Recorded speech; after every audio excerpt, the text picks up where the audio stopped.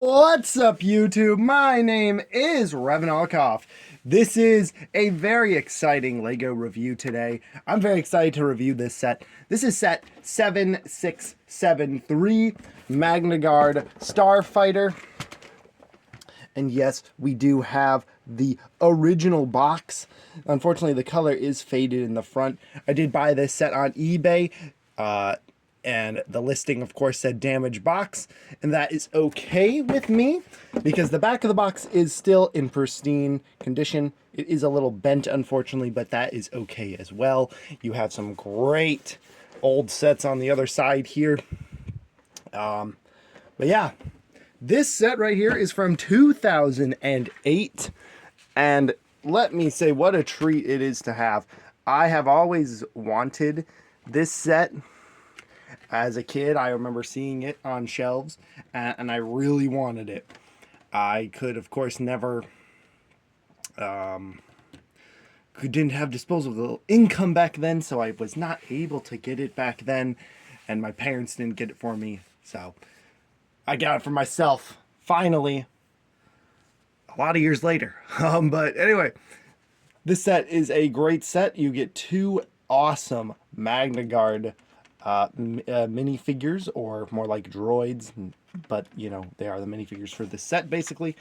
Let's get them out of the way and take a look at the set. The details you see are stickers, so not too many stickers. In fact, here is the empty sticker sheet. This is before they had them numbered, so it's kind of hard to see where they were, but yeah, I'll point them out when we look at them. But yeah, this is a very nice, it's a very nice build for 2008.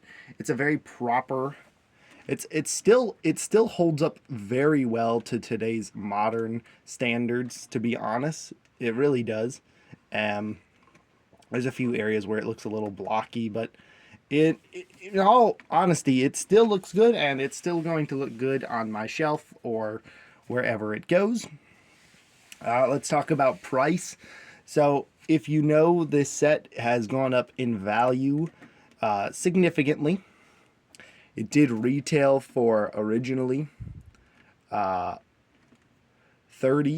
or 40 US dollars, and it now retails for you're looking at the 200s, upper 200s to middle lower hundreds. I got this for, I think, a steal, 132.43. Yeah, I got it from this seller here, Bitish Man. So shout out to them. And yeah, I guess let's take a look at all the features of this set. We'll start off with the cockpit. The cockpit on the bottom here has these little triggers here that you flip up to open the cockpit. I love that feature. That is an excellent little thing, and you can just but it does not like to go back all the time. Just to warn you, if you get this set or already own it, when it flips up, it has a hard time going back down. So what you want to do kind of is just be gentle with it, lift it up, and then pull it back. Because if you go too far, you can't pull it back because the gear kind of gets stuck. So if that happens, just push the window back, and yeah. Kind of where this set does not shine anymore is the cockpit. The cockpit is a little left to be desired. It's kind of empty. It has this nice seat here and this nice control stick, which is basically just a droid arm.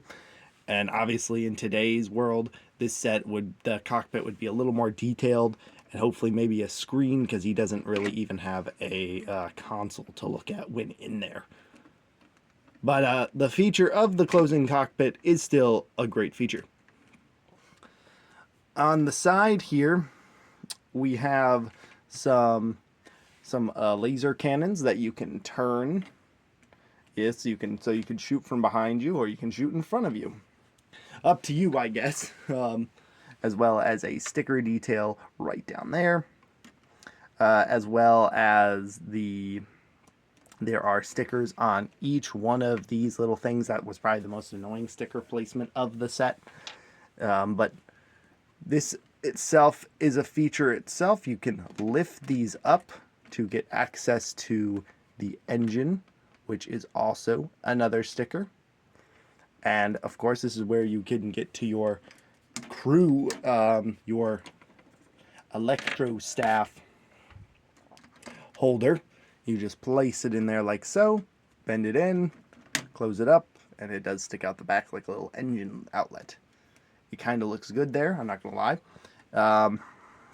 Then on the back you have what all classic Lego Star Wars sets have, and that is the flick fire missile. These fold out at the side like this. I think it's a very nice hidden flick fire missile, especially for 2008. A very good one. And if you know how flick fire missiles work, you can push them out like this, and it goes a few feet, not too far. It just kind of went off my table. Or you can flick them a little harder with this setup because it is a little tougher, but it can be done. What I think is a bummer though for this set is that you do get, of course, 2 Magna Guards with this set, but no place to put the other Magna Guard. Maybe if this instead was just a crew compartment instead of a flick fire missile, that would have been a good compromise. I feel like they could have put the flick fire missiles on the side or the underside, but there is cool too. On the other side, you have the same thing. They are mirrored on both sides.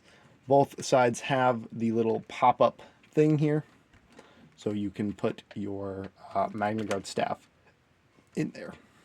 I really like this detail here for the engines here. Looks really good.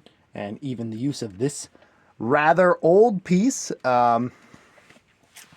This was usually used for stretchers. You could clip them to either end, and then this could hold it up by a helicopter hook, and you could lift up your figure.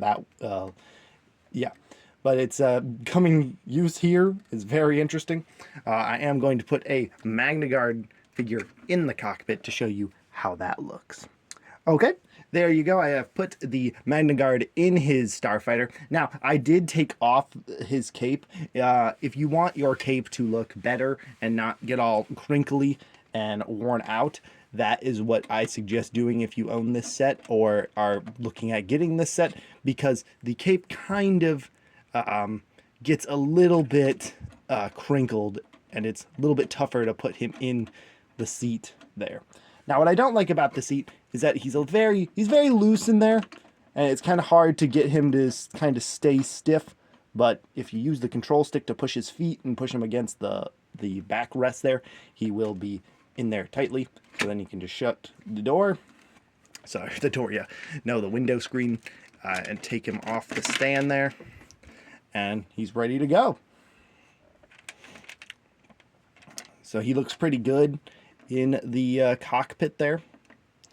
I did mess up the set trying to pull that off the stand, so let me fix that real quick.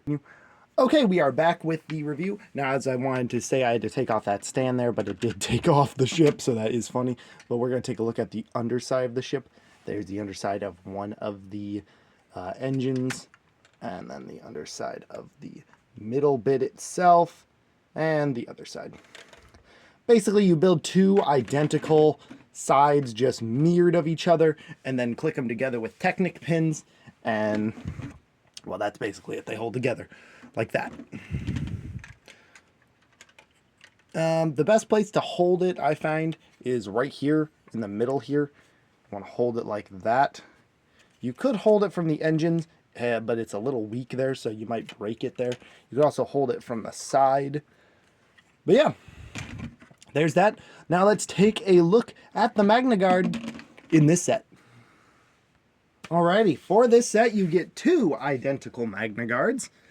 Not the biggest figure lineup for your sets, and it's kind of just 2 Magna Guards, but 2 Magna Guards is very cool because you always see 2 Magna Guards with Grievous, 2 Magna Guards with Count Dooku. So to have just 2 Magna Guards, it's perfect. And yeah, these figures have surprisingly aged very good, since they have not been made since 2008. But yeah, they look very good still for the for even now. The build of them is a little bulky here. You know, you got this nice the arms here. Of course, you can rotate it so he could spin his Magna Guard staff like that.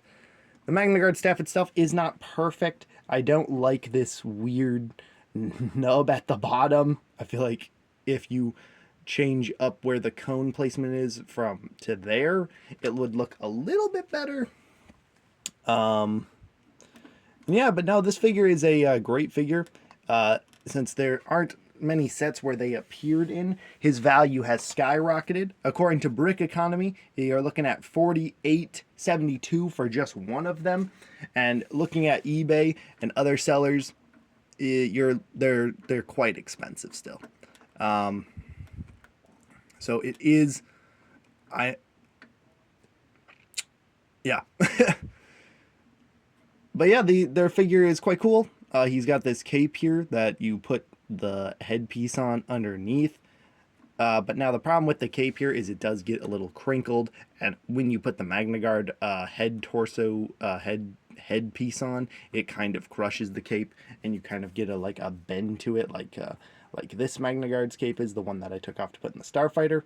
But yeah, other than that, great looking figure. Yeah, so let's take a look now at the instruction booklet. Yes, I do have it, so let's take a look at that. Here is the gorgeous instruction booklet for 2008. Now this is the ones where they used to open like this, and it would be a more long ways build. So you can see there's the Magna Guards, and of course the old thing with your Legos, sort them out, don't stack them, don't play with them outside, you know. Old style as it was. Let's take now a look at the most interesting side of the instruction booklet, and that would be the back here, showing you the cockpit opening feature, and then the missile feature at the back, and then of course the amazing, forgot the name of this set, V-Wing, I think. Not V-Wing.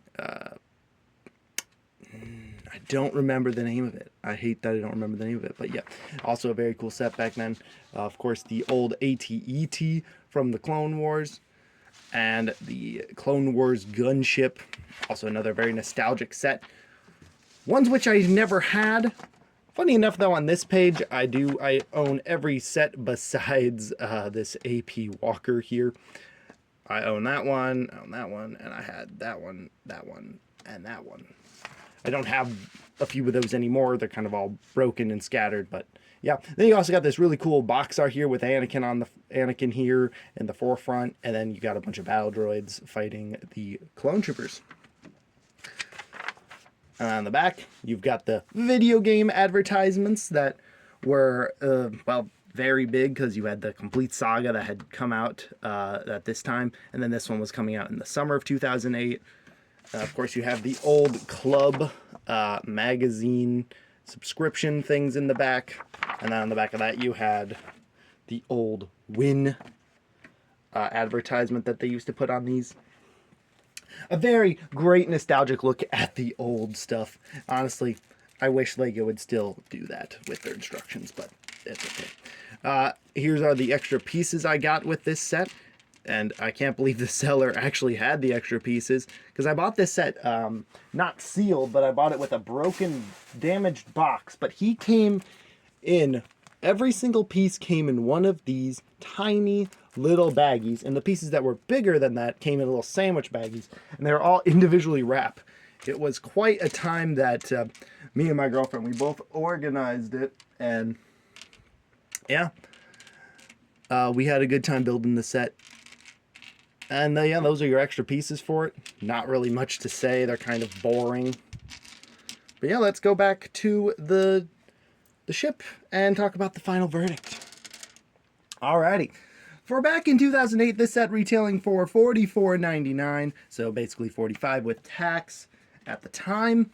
I guess it was a good deal. I think many people at the time didn't think so, but nowadays this set goes up into the $100 range. Looking at 200, you might be able to find it for lower than 130, maybe even 114. Really depends on what you find and what the seller is and how they are. But I'm glad I own this set now, and it has easily become one of my favorite Lego Star Wars ships, just by how cool it is, how it's never really been remade, and just how even today this set still holds up to even the most modern starships, starfighters that Lego makes, and I'm glad I have it.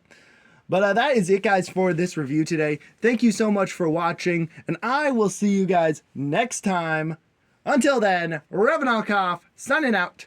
Bye-bye, guys.